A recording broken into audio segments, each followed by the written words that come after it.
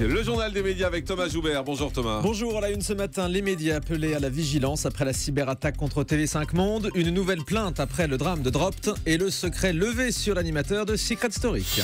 Et on commence avec les suites de la cyberattaque contre TV5 Monde. La chaîne a réussi à reprendre son antenne hier soir à 18h avec la diffusion d'un journal en direct, mais l'attaque informatique continue et le travail pour désinfecter les systèmes va durer plusieurs jours.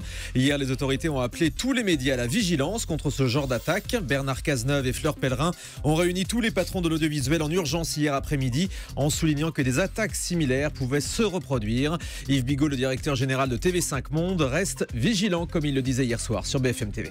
On va analyser les raisons précises et ça va prendre un certain temps pour lesquelles, comment ça a pu se passer, de quelle manière, comment sont-ils entrés, après d'où venaient-ils, essayer d'analyser quel était le but précis, etc. Malheureusement, ça va prendre des semaines et puis évidemment, la vigilance est maximum. Elle était déjà haute, comme vous l'avez souligné, mais là, on va essayer de l'optimiser au maximum avec l'aide de nos tutelles et de tous les services de l'État. Mais effectivement, le ministère de l'Intérieur a renforcé la sécurité et les patrouilles. Voilà, Yves Bigot, donc, qui est le patron directeur général, pour être précis, de TV5 Monde. Un médiateur nommé dans le conflit de Radio France. Les syndicats ont renouvelé la grève pour un 23e jour consécutif aujourd'hui. Pour tenter d'apaiser les tensions, la ministre de la Culture a nommé un médiateur en la personne de Dominique Jean Chertier, ancien directeur de l'UNEDIC et conseiller social de Jean-Pierre Raffarin, connu pour son sens du dialogue. Il est chargé de trouver une issue au conflit le plus vite possible. Une première rencontre entre ce médiateur et les syndicats aura lieu en fin de matinée. Une nouvelle plainte après le drame de Dropt. Après Hubert Artaud, le frère de Florence Artaud, c'est au tour du père du boxeur Alexis Vastine de porter plainte. Il l'annonce aux Parisiens ce matin, une plainte rendue possible par l'ouverture d'une information judiciaire pour homicide involontaire. La justice devra déterminer les causes réelles et les responsabilités dans l'accident d'hélicoptère sur le tournage du jeu d'aventure de TF1. Et de son côté, Louis Baudin a fait son retour à la météo de TF1. Oui, l'animateur a retrouvé les bulletins météo dès hier midi et dans une interview à TV Magazine, il sort enfin de son silence pour s'expliquer sur le duplex réalisé le lendemain du drame dans le 20h de TF1. Duplex devant la carcasse d'un des hélicos où on lui a reproché un manque d'empathie.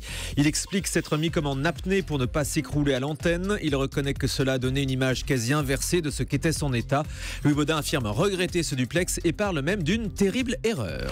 Christophe Beaugrand va succéder à Benjamin Castaldi à la présentation de Secret Story. On est content que ce soit Christophe. La rumeur courait depuis de nombreux mois. TF1 et Endemol ont mis du temps à se décider, mais c'est bien donc Christophe Beaugrand qui va présenter cette 9e saison de Secret Story.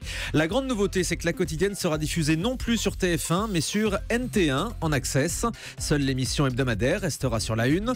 Et selon nos informations exclusives, cette nouvelle saison ne commencera pas avant la fin août et devrait durer au minimum 3 mois, peut-être plus si ça marche. Et puis autre info exclusive, pour symboliser ce partage entre deux chaînes, le concept de cette saison reposera entièrement sur la dualité des candidats. Une famille en or pourrait revenir à l'antenne. Et là encore, le groupe TF1 aurait décidé de faire basculer le jeu sur une de ses chaînes de la TNT. Selon Télé 7 jours, une famille en or va faire son retour prochainement sur TMC. En revanche, Christophe de Chavannes ne sera pas à la présentation. Plusieurs animateurs ont tourné des pilotes, notamment Sandrine Cormand, Christophe Beaugrand aujourd'hui, et un animateur d'Énergie 12 selon Télé 7 jours qui serait Coé selon nos informations. TF1 va relancer le plus grand quiz de France. Une émission déjà diffusée en 2009, présentée par Jean-Pierre Foucault et Christophe de Chavannes à l'époque. Selon Télé 7 jours, l'émission devrait prochainement revenir en prime time avec le même duo d'animateurs et la participation d'Estelle Denis. Et puis des nouvelles d'Anne-Claire Coudray qui visiblement se verrait bien remplacer Claire Chazal définitivement. Très appréciée des téléspectateurs, la journaliste s'absentera quelques semaines cet été, le temps de sa grossesse.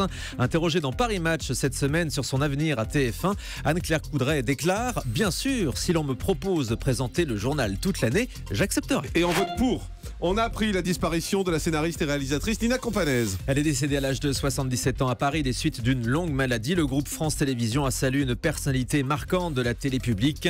On lui devait notamment la série Les Dames de la Côte ou L'Allée du Roi.